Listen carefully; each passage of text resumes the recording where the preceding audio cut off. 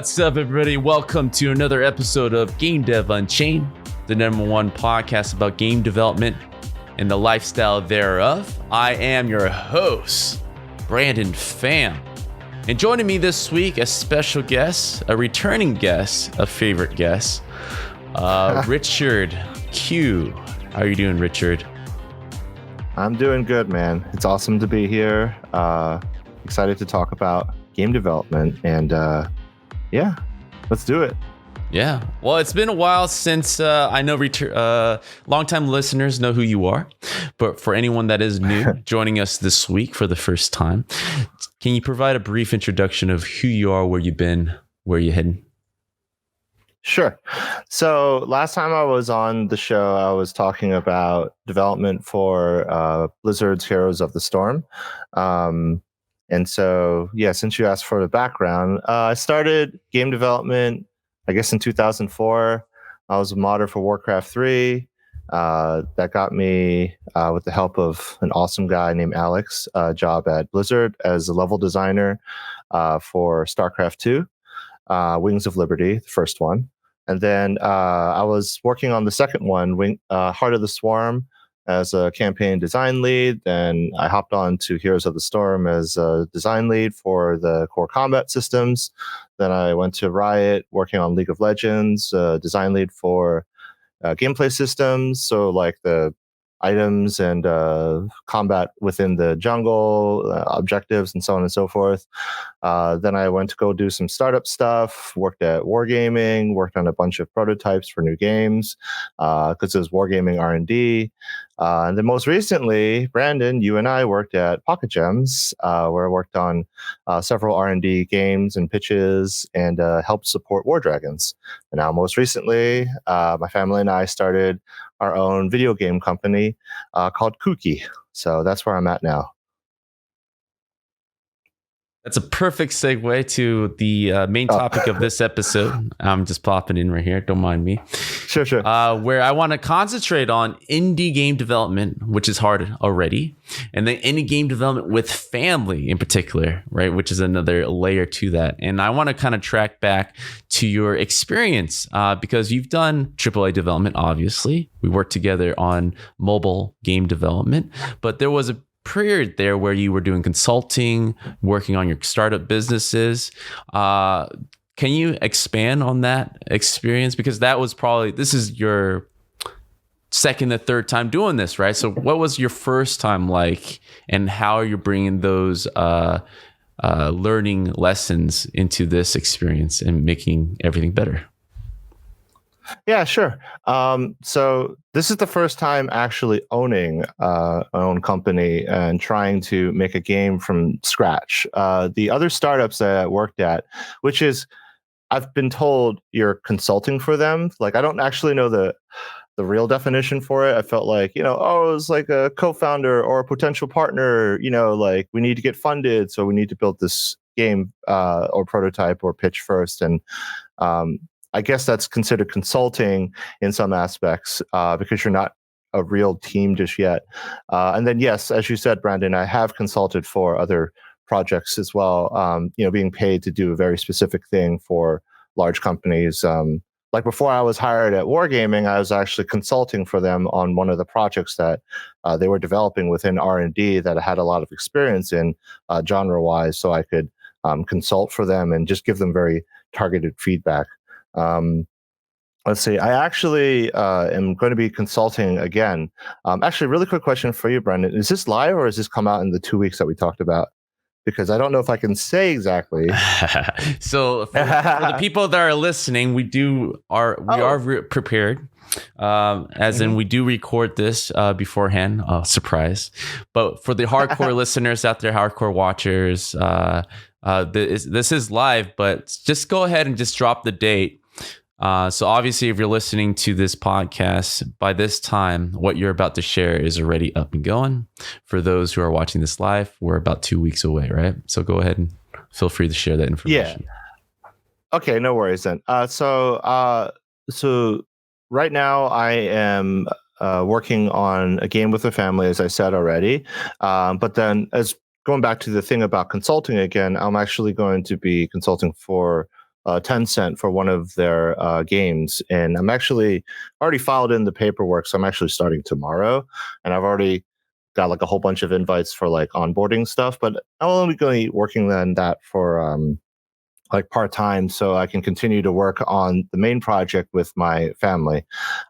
So you had asked like what's different this time. I think the difference is that you learn something from every job experience that you do, and it's definitely an ongoing journey. Like you never you try to pick up every lesson that you can because you love like making games, you love like developing stuff, and I know sometimes like especially when you're working in games in R&D. It's hard, it doesn't work out, so you've got to like sometimes balance like risk factors, like can the game that you're imagining actually be made like within the time period that you have, and do you think like you'll have enough funds to get through, like it's sort of like that juggling act. So this time around, like we're building a game within my family that's just like right now it's like bootstrapped, like we have our own like savings that we can live off of and continue to make the game, and we have a lot of friends that are helping us make it. But then there's obviously you need to make some cash, and you can withdraw all of your 401k, but that's like kind of not very advisable, and you can always ask for like money from your family, but I haven't really done that. And then, or you can go the route that I've taken, which is actually leverage a lot of the experience I have consulting and have a lot of experience doing it, and just sort of like see if like where there's opportunities where you can sort of like connect like with people, recruiters, or people who've reached out to you that have holes in like the development experience, in like the development that they're doing, that you can help out with. So for Tencent, I think like that's going to be like the fourth or fifth time I've actually started working like with a company to help them out with something in particular. So it's going to be pretty exciting. So sorry, my Yeah. camera is switching right now. But No, it's okay. I'm not used to this new camera fading thing. Right. You like this on. stuff? It's pretty tricky. Right? No, my mouse cool, is cool. My mouse is wireless, but like sometimes it takes a second to wake up when I'm like wiggling it, so I got to prepare that better. The dynamics, all right, talking about working with the family, and I'm glad to kind of see how you're taking the lessons learned from last time and keeping the income going in and not having to stress that on just this new thing that you're figuring out, right? How has that relationship been with not just your brother-in-law, but with your wife, obviously, but also working with a relatively new team, right? Not just in your relationship with working just with them before on a game, but I'm throwing this out there. I'm probably guessing that you're like the most senior out of that group in terms of game development industry experience. So how has that been? Yeah. So it's weird because I would never consider myself an industry expert, but then like I realized that I turned 39 like more than 4 months ago. So I guess I'm by default an industry. I don't know. It feels weird. I think like that's one quality about trying to make games that's really important, is always to like to sort of stay humble and sort of like always look to like learn how to do stuff. I like really enjoy learning how to make things and how to create stuff that's fun and innovative and like interesting. So that's sort of like, in trying to bring my wife and my brother to build this game, like it was pretty easy to say, hey guys, like what are some games that we want to make that are that we've always wanted to like make, or stuff that we grew up playing that really inspired us, that when you're working for like a large company that's trying to like make a mass appeal game, like you have to think of you have a huge XX $million budget. You've got to think of this target audience. You've got to plan out your development for X years. And, a lot of things are done very top down, for lack of a better word.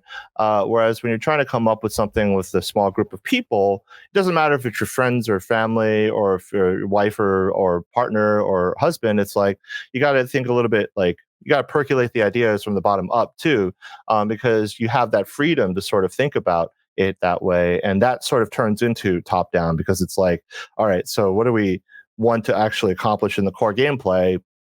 And then we can actually plan out like the bigger picture, which actually is one of the ways that we did stuff for several of the projects I worked on.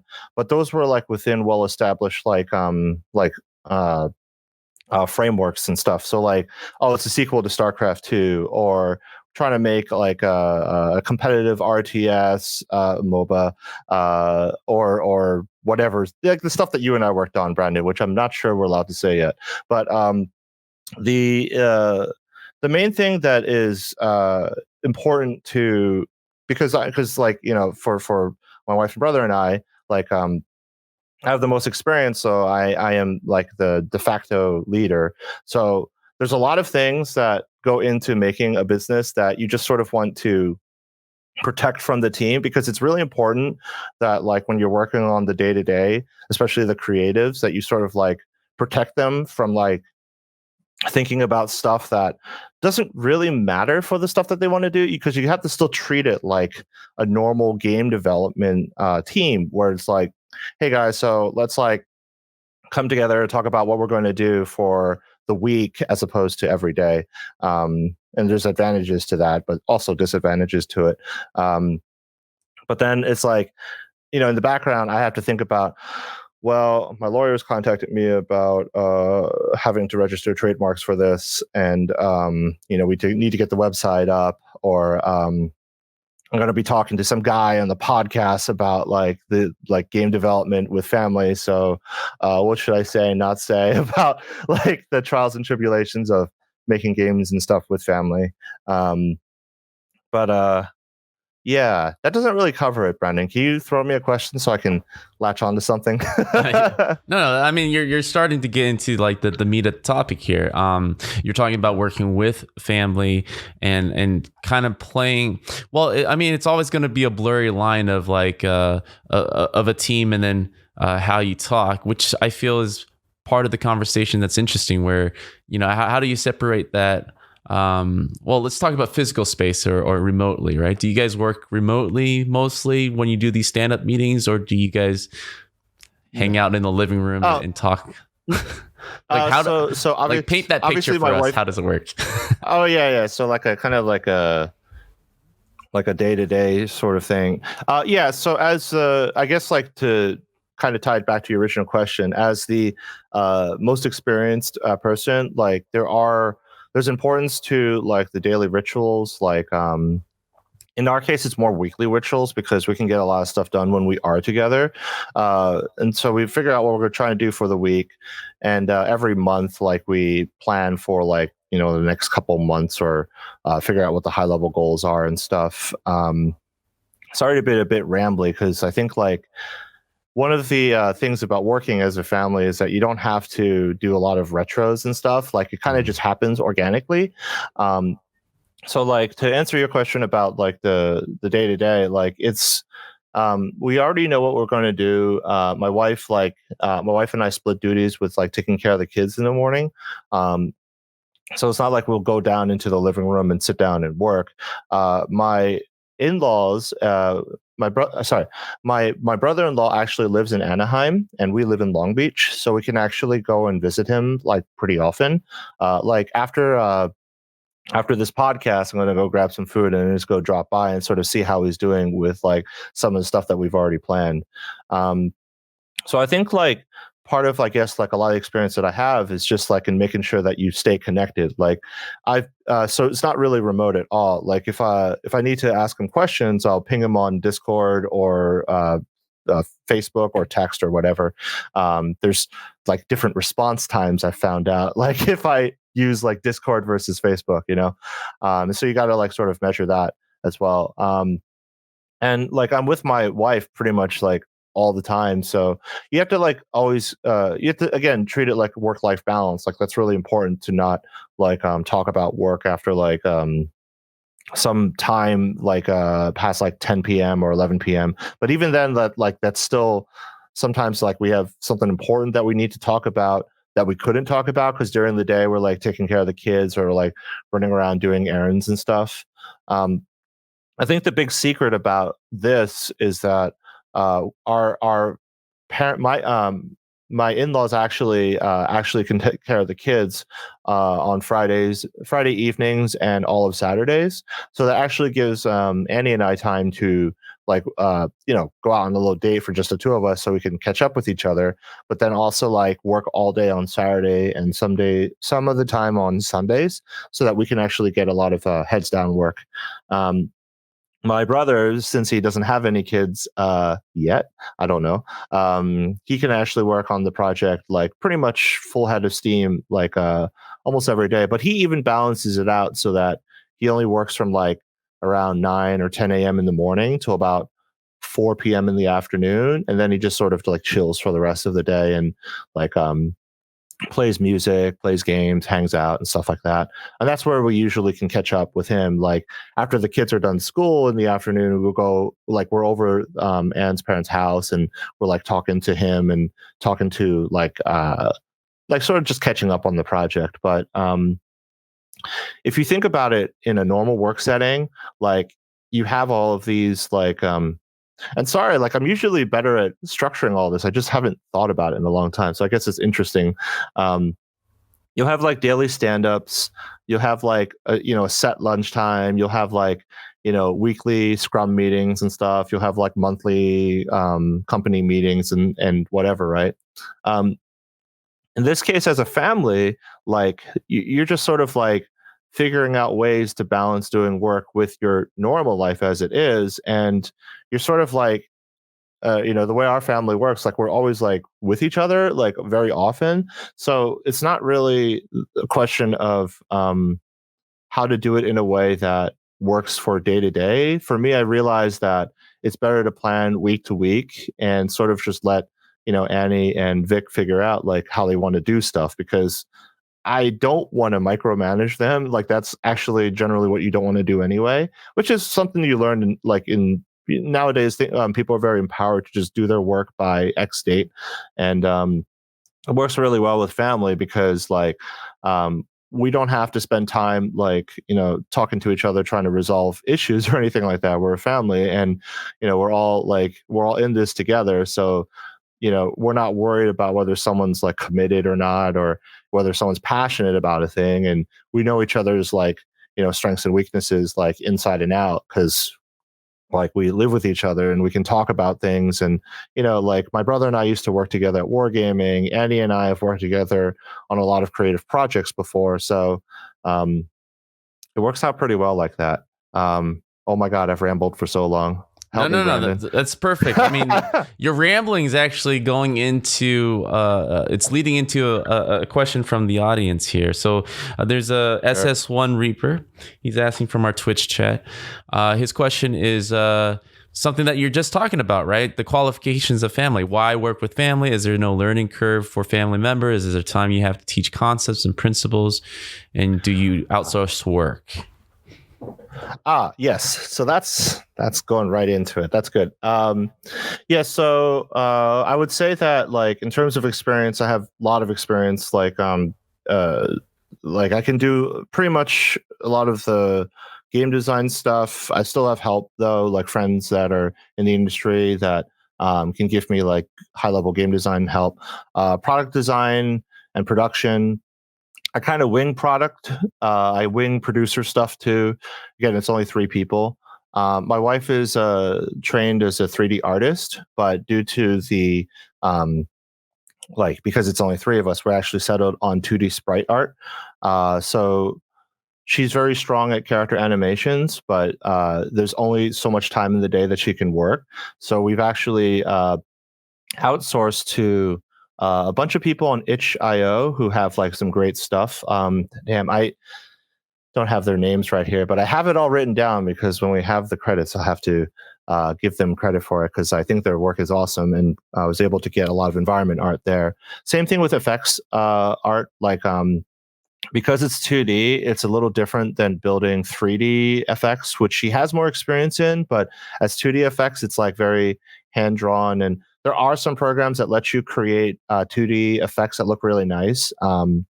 But it's just a question of time and like what's super important for the game. So there's a bit of the producer sort of prioritization. It's like, environment art can be like not serviceable but be pretty good. And for like character animations, concept arting, that's like more of what that's more of what Annie's like specialized in. As far as programming goes, Victor actually started learning to program in several years ago at this point. He taught himself because he realized that one of the key things in all of the other startups that we worked on was if you don't have a technologist, you can fake making your game demo, but then like investors will go, so how hardcore is your CTO? Like, can you build a system that can scale really well? And oftentimes, like, those people are gainfully employed at like really large companies, so it's hard to find like really great programmers that can build something that can constantly sort of generate value over time. Because part of like what you're doing when you talk to investors or like when you work in AAA is to build an engine that can actually scale to make hundreds of millions or possibly even $1 billion. So it's hard to find those guys who would want to just sort of work like like for equity or for like very low salary, right? The opportunity cost is just not there. My brother and I used to work together at Wargaming. He started the industry as a game designer, a technical game designer actually, and he does require some. So I'm sort of mentoring both of them, like on the ways to think about how to like it's like it's still my responsibility to sort of level them up to get them from where they're at in their current not career but like in their current skill set, because skills are more important than titles in a lot of way. It's like Vic, we're trying to develop like an item system that the player can interact with that has 3 or 4 subcategories, and the way that we need to build the backend is so that we can generate a lot of items, and then I, as the other designer, need to be able to arbitrarily create like keys and other sort of like objects, clues or whatever, and eventually he's going to help me build a lot of that content. And that's not something like that kind of system is not something that you see in a lot of like games nowadays, because it's just not something that's super you don't see that a lot in like huge like socially driven system driven games. So when we actually sit down and work on it, I'll actually sit down and tutor him about like some ways to sort of think about it. Or like when we're doing like combat design, it's like, okay, so it's kind of like this game and this game sort of smashed together. The way that you balance it is through this sort of this is like where I would start building a spreadsheet and sort of just work with him on it, and leave a lot of like comments for him so he can look throughout the week, and then make comment suggestions, like make sure that we build the engine so that it's very iteratively so it can develop iteratively very quickly. We're building in Unity and using like CSVs and stuff like that for a lot of the data backend. And he's doing a lot of custom tools programming, so we can do like more advanced stuff like cinematics and like stuff like that. And then there's like best practices in doing that. That is all like bits and pieces from various work experiences. So like timeline is in Unity is very similar to the trigger editor system in StarCraft 2, where you have in StarCraft 2 you have events, conditions, actions, and then like how you sequence it all together is like done in Unity timeline. So it's very easy to sort of see step 1, 2, 3, 4, 5, 6, whatever, and learning how to use that properly. He's learning how to program it, but then how to apply it as a designer. Then I can bring in my experience and sort of talk to him about how we did stuff back then, and what would be good going forward to think of.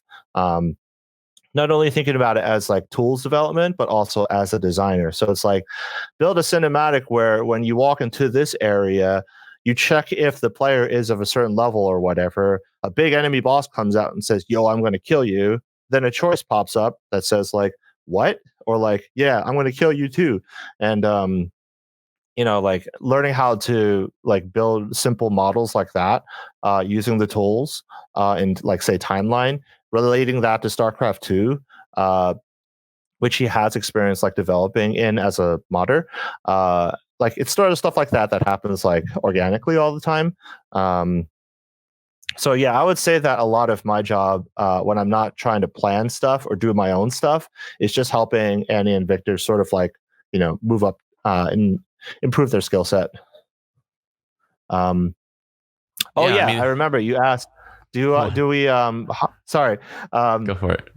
you asked like, do we hire anybody? I think eventually we will hire folks to help out with some areas that we're going to need help in to build out the content. In the short term, for instance, like we need somebody to help build like a cinematic trailer. Like sort of in like the medium term, we'll need someone maybe to help out with environment art. And then in like kind of like the longer term, like maybe like a network engineer so who can help us build out some multiplayer. Yeah, I mean, a lot of the obviously your family members are qualified. They've been in the industry.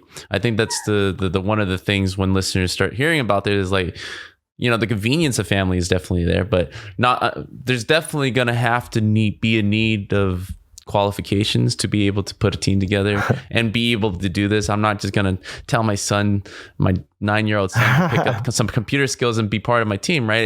It's conveniently you have the right people around you to kind of formulate a team and get things going.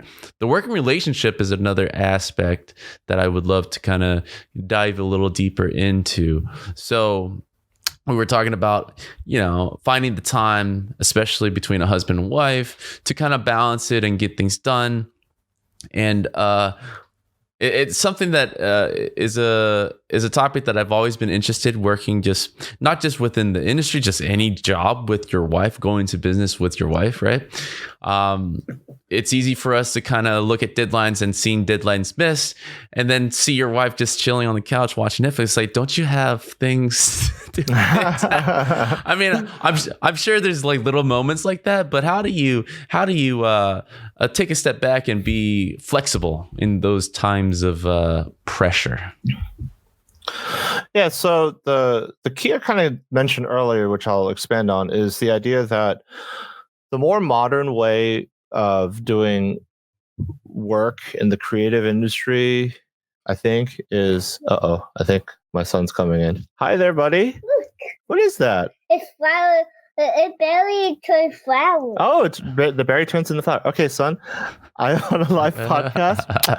Can you go out and close the door? Have I talked to Uncle Bob? Yeah, not Uncle Bob, but other people. Okay, I'll see you later, son. Uncle Brandon. Thank you, Uncle Brandon.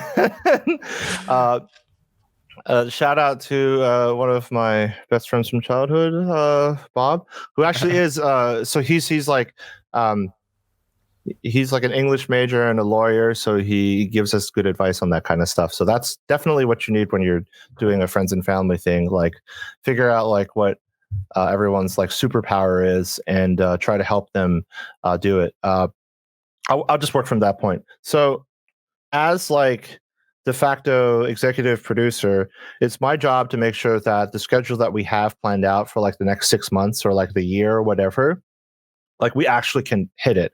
And a lot of that is recalibration of what the game is and what our milestones are, and being flexible with it in order to accommodate any sort of like hiccups. And it's not just like whether or not Annie or Victor can actually hit a goal. It's more like what excites them and what do they feel comfortable with, and if there's anything upcoming in the future that might disrupt their ability to do anything. Like last year, like Victor went back to Canada for his friend's wedding, so we just planned for, okay, he's taking like 2 weeks off, and usually, like, I mean, that obviously makes sense. Like, someone's not going to be around for 2 weeks. Let's not plan too much for it. But it's also just like, you also have to, that sort of flexibility and recognizing it and that empathy sort of come naturally in a family. Because like, yeah, like there's deadlines, but like, who's going to get hurt if the deadlines aren't hit? I mean, ultimately, the way that we want to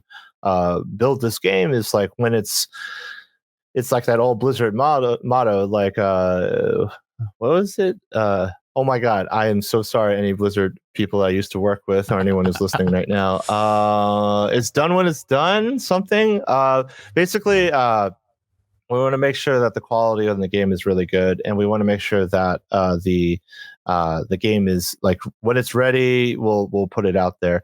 But more specifically to what you had asked, like because I can actually change what the project is, and we've actually changed the overall creative vision for the project a couple times based off of like feeling out what really excites us, because that's the most important thing, making sure that everyone's passionate about cornerstones in the game. So, like for instance, for me, like I really dig a lot of the core gameplay blend that we have, and there's all creative stakes in it as well, not just from like what's the game, but just like the characters that we put into the game, and like sort of some of the stories that those characters can tell as well. Like there's literally a character in our game named Vic who's a chef, and actually is like a weird quantum version of Vic if he became a chef instead of a game designer.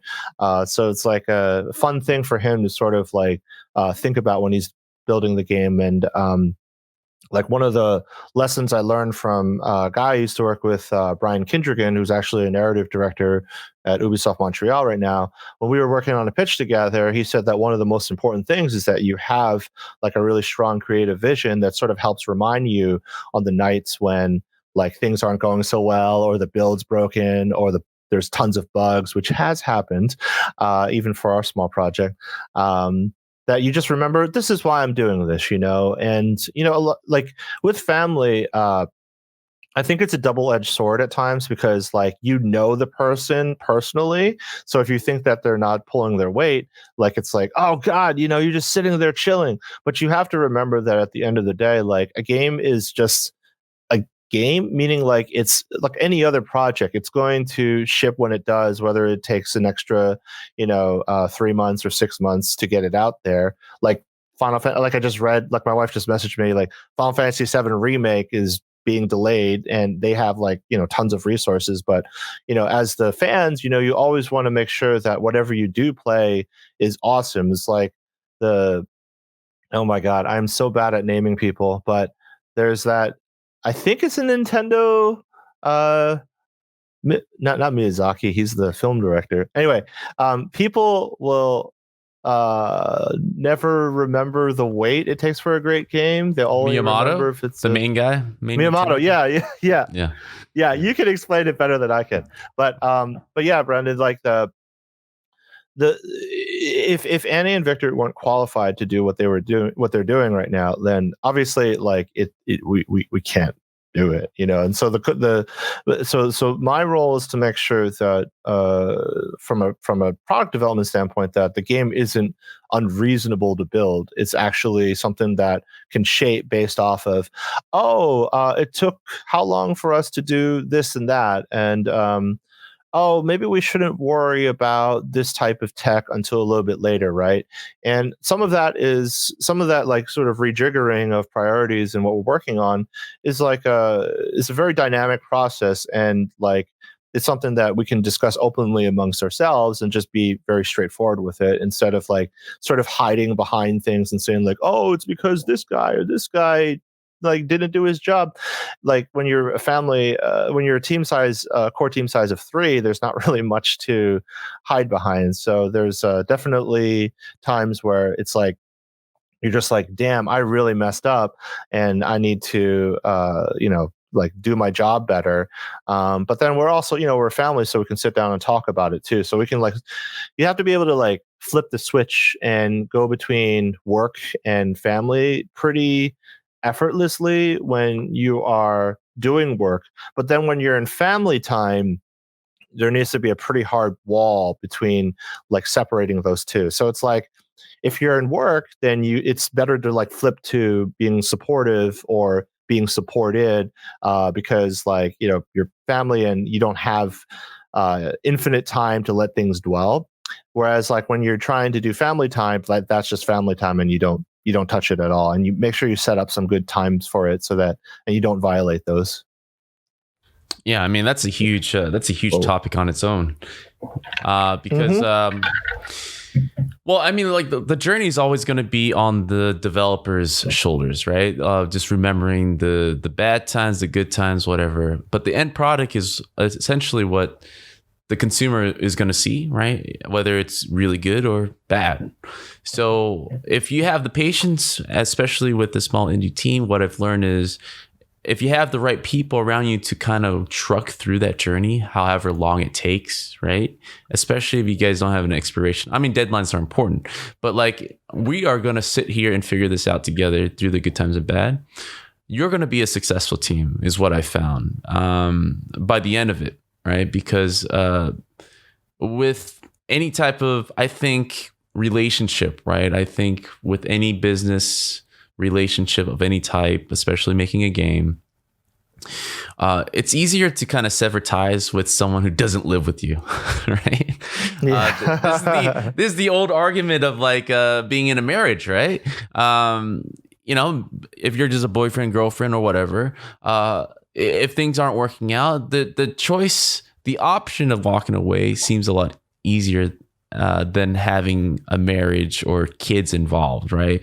You're more willing to kind of try again and figure things out, or at least give it extra time to really see if there's another way.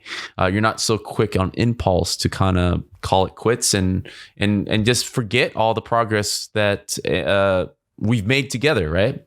So I think the big benefit right there is working with family is that you have the patience with each other, you know each other better, and you know that no matter what happens, you'll be there for each other. At least at Christmas dinner, right? I mean, not saying that all family are close, but I'm just saying you're more willing to kind of take that chance and really ride that mileage out as far as you can take it. That to me is something other small studios or smaller teams don't have the patience for. The patience is what kills, I think, most studios or most game development on a small or big scale, to be honest. A lot of I'm trying to think of how to frame this correctly. There's definitely a benefit for working with family if everyone is aligned on the idea that this is a journey, we want to get there. There are things that we can accomplish in this project that you can in other projects. This is an opportunity for, like my wife, for instance, like Annie, she's like taking care of the kids a lot, but there's an opportunity for her to actually split time between just doing that and actually building out characters and animations and enemies and stuff like that, which she otherwise wouldn't have had really a chance at doing. So this is like a way for her to like sort of re-explore like the stuff that got her passionate to like learn 2D art, 3D art in the first place, and like reconnect with concept art and stuff like that. And I think like for me, there's always going to be trials and tribulations of building a game, but we're family, so we stick together. We can't really walk away because it's like, oh yeah, I quit. Oh hey, I'll see you at dinner tonight. It's like it's not so much like that's in a sort of a weird way. It's forcing you to work through the problems, which definitely is part of the process of building out any team. There's the whole forming, storming, norming, performing thing, and like figuring out like what everyone's like interest is in the project. When you're talking to people who don't plan like that, because it's just not really like, I mean, Brandon, it's like when you're working on like like when you go to a new company, you need to figure out who everyone is, how everyone works, and like figure out everyone's personalities and like, everyone's ticks and stuff like that. With like working with family, it's like, you go through all of that and that you're in it together and you're definitely improving your skills with each other, and you're sort of in the long run going to be sort of like a stronger core, which is definitely not, I think like there's definitely companies that start like that, but then when they get really, really big, it's hard to feel that sort of like, when they say, oh, this is a family run business, it's like, or family feeling business or whatever, like It's not necessarily true because like unless you're like part of like the intimate core, it's like the really inner circle. It's not really something that like actually is true. I do want to say that a lot of like what we're doing is the cost is underwritten by like savings that we have and like getting that consulting job with for me with Tencent to sort of help pay the bills and sort of help things keep going on.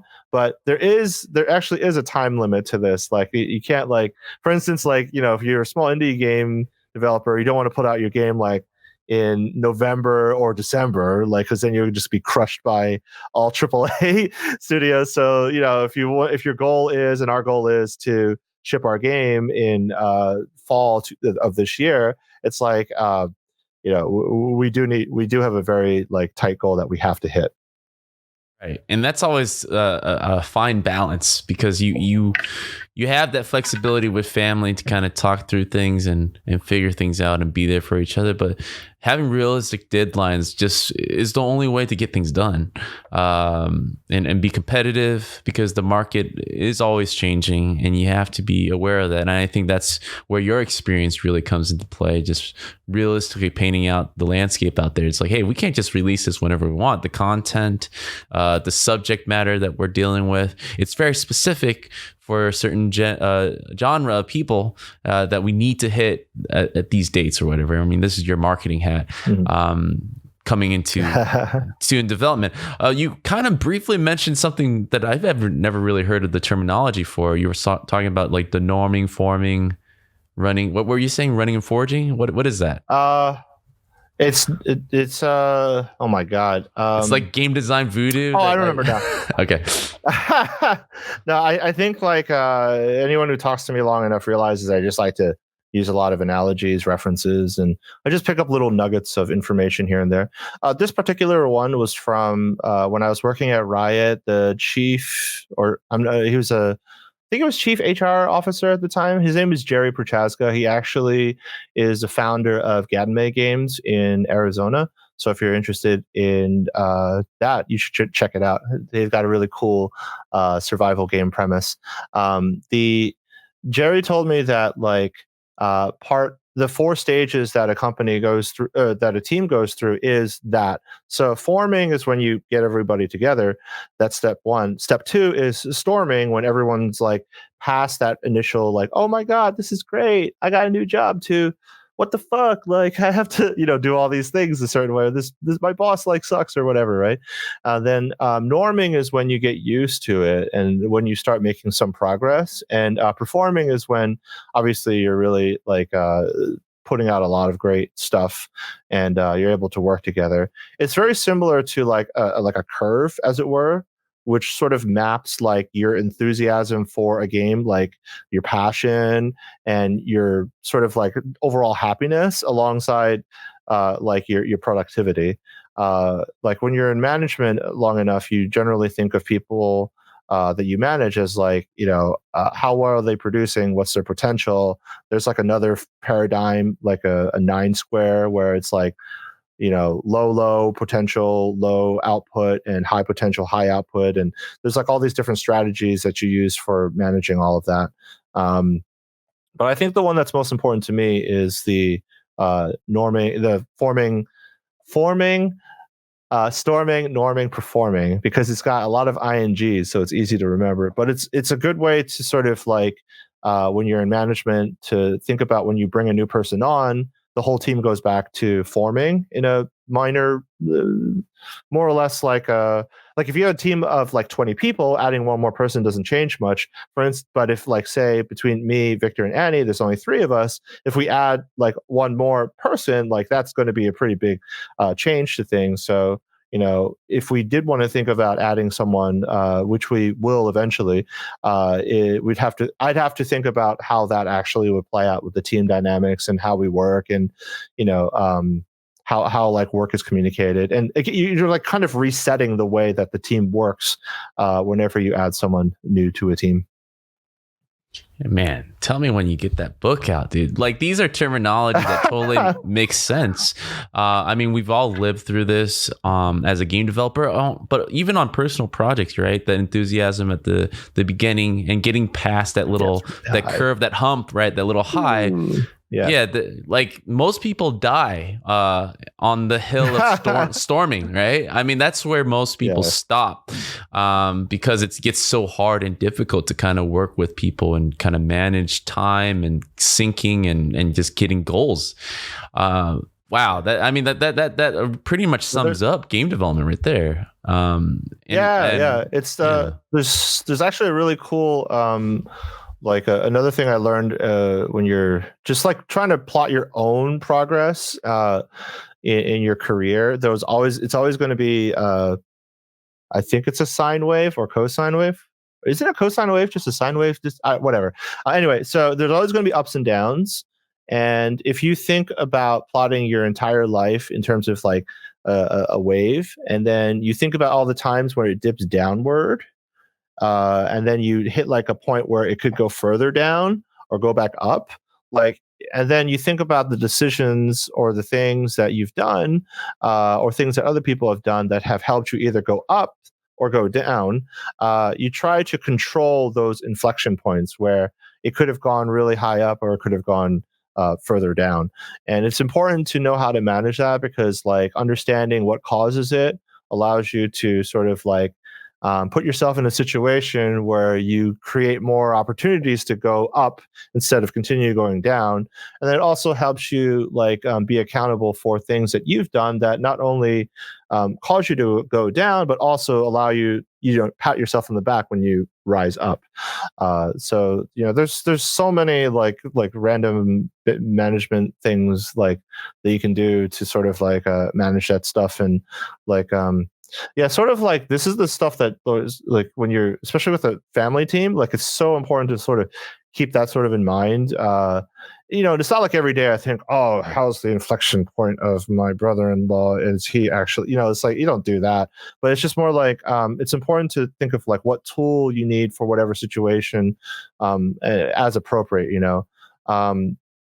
There's also like DISC, like our personalities, like how does my personality map against like Annie's personality maps against Victor's personality, like what are triggers that happen like between say I'm more of a DC type of personality, more so DI in a lot of cases now, which is odd. Never thought I'd ever be a DI. And then like how does DIs work with say SCs, and this is a rabbit hole that can go on forever, but luckily it was only 3 people, so it was very easy to figure out. Well, go with that rabbit hole. It's like I'm sure this is an acronym that it stands for DI. I mean, can you expand that a bit about personality traits essentially, right?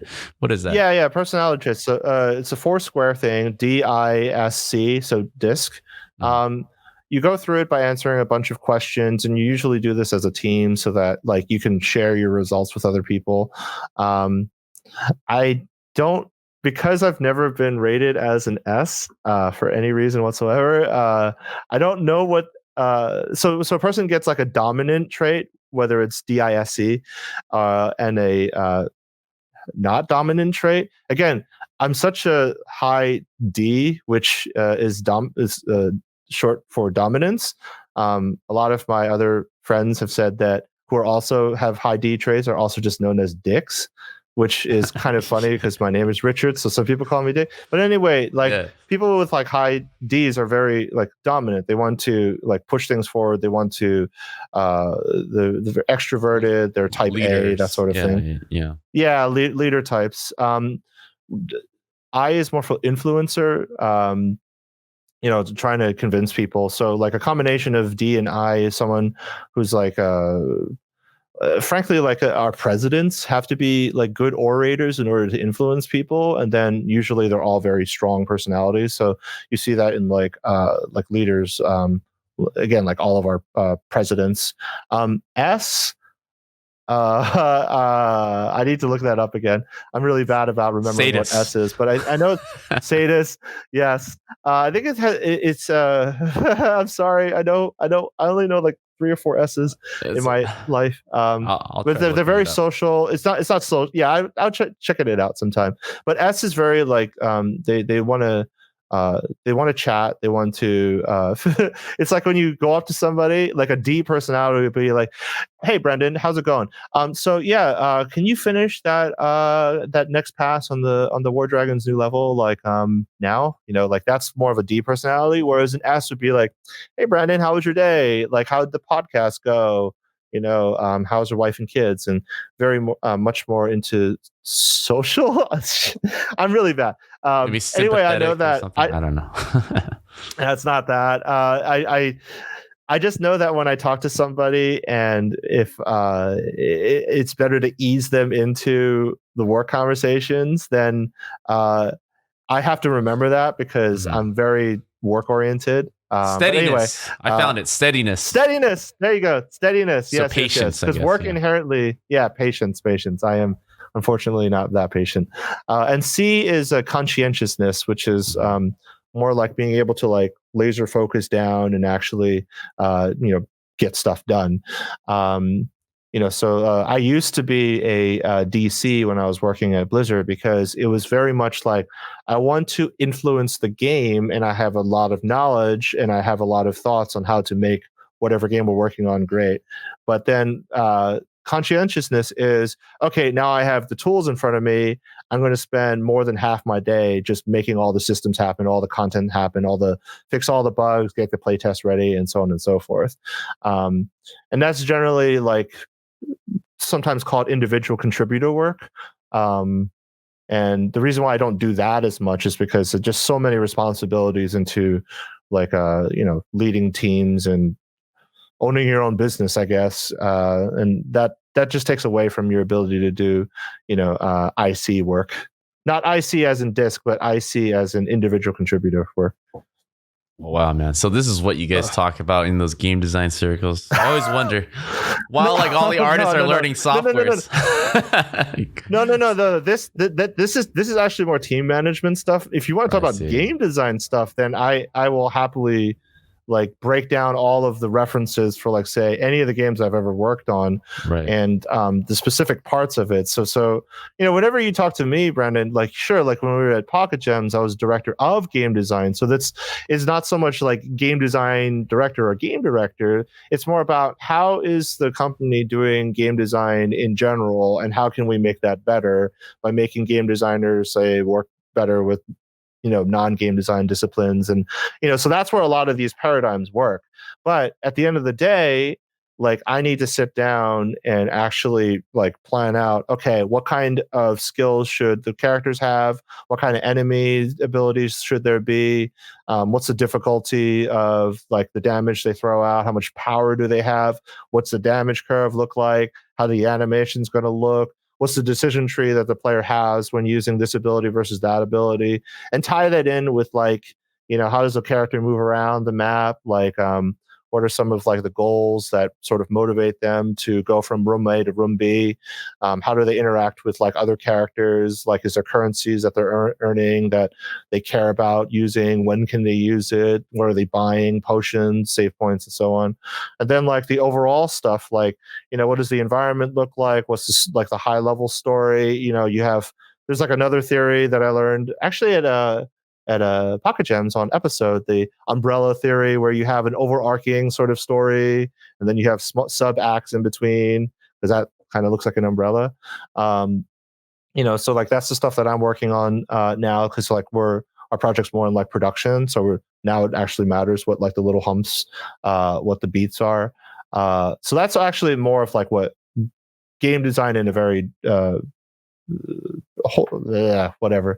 That's what game design is, more or less. But all that other stuff I just said, that's kind of more like the producer team management stuff, which is why I never actually like to say that I am a producer. But I suppose that if my game designer friends see me talking about this, they'll think, wow, what a producer or something. I don't know. I'm just trying to get stuff done, man. Well, I mean, you're definitely making me give respect to these disciplines, because I had no idea how they were able to I mean, they summed it up so well. Like all these things that we're struggling, where I've never really put a terminology to it, or as we're kind of feeling it out working with people, did not know that I was labeling them indirectly as a DISC type of personality, or you're an SI. I'm going to say these things now that most people don't have any reference to, and I'm just going to go ahead and just leave it at that. Thinking that I'm just like insulting them in their face. There's three major ways to go about it. Like DISC is definitely the most commonly used one. There's Briggs-Myers, which I think is more of like a psychology test, so you can't ask someone what their Briggs-Myers sort of results are. And that one's a bit more less used in a professional setting. There's also StrengthsFinder, which helps to figure out like what your personality type is both at work and at home. I mean, all of these like personality tests help to determine what your work personality is and what your life personality is. So like when you go home, like if you're not naturally someone who likes to talk to a lot of people, it's actually easier to think of it this way. If you're like introverted, but then you go to work and you're forced to talk a lot about yourself or to other people, then it drains a lot of your energy. So then when you go home, the difference between who you are at work and who you are at home, that causes a certain amount of exhaustion. It costs energy no matter what, because you have to sort of like rethink the way that you talk about stuff before you talk about it. I fortunately am just the exact same person at home as I am at work. So it doesn't, that's part of the reason why I think like I'm able to keep working like almost nonstop because I just do things like the way that, the exact same way all the time. But I do try to flex the way that I approach things depending on who I'm talking to, what the project is, time of day, so on and so forth. So that's like situational management, which is a totally different topic, but something that I worked on when I was at I don't know when at this point, maybe like over 5 years ago or something. Well, you're exactly describing me, because when people talk to me at work, they just assume that I'm this extrovert, love to talk, love to joke around, which I do. But at home, at least in our own inner social circles, I like to kind of turn off. Like I want to be, I'm a very closed. I like my time to myself and kind of regroup and not have to perform. And that's the thing that I always equate it to. And so it's something I have to fix too, because, it's boring when I don't talk. I'm the most interesting person in the room, right? So you are.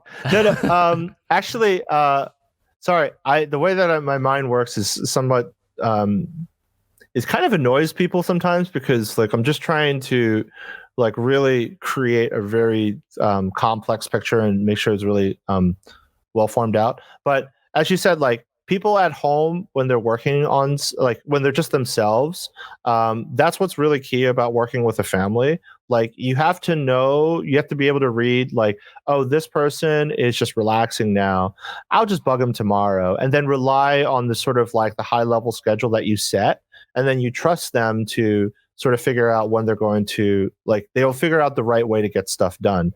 If not, then you'll just talk to them about like, how can we plan stuff better?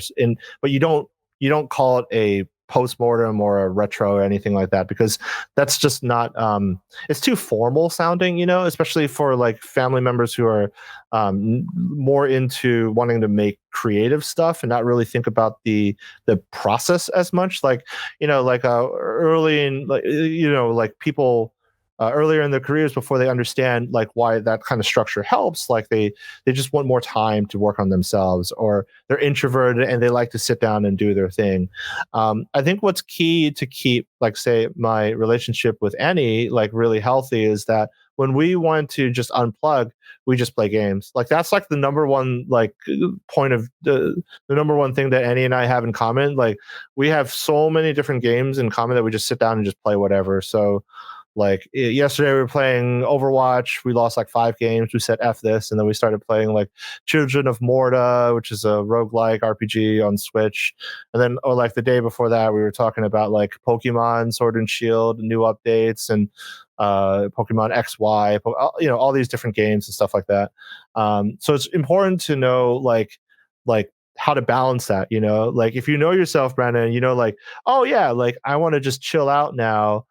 You can communicate that to people like when you're working like really tight together, like indie, like this, and that then work can sort of like flow around it. Yeah, man. And then that's, I think, a perfect ending to this 1 hour podcasting. And I want to thank you for your time and anybody that is watching us live for asking all the questions. But this is also my time to shut up, hand over the mic so that you can shout out, give attention to, tell people how to find you and all that good stuff so people can follow up with the great Richard Khoo. I'm going to call you Dick Khoo for now. Yeah, that's fine. I've lived with that. So I kind of hinted at throughout the podcast, but Annie, Victor, and I are working on an RPG. This is kind of like it's a turn-based RPG inspired by Super Mario Saga, Metal Gear Solid, and Phoenix Wright. So it's a very odd combination. But I think that we have something that is pretty unique. The game is called Mage Hunter. We are currently working on the website. So if you're watching this live, it's not there yet, but we're actually working on it. And we want to have it out by the time this podcast goes out.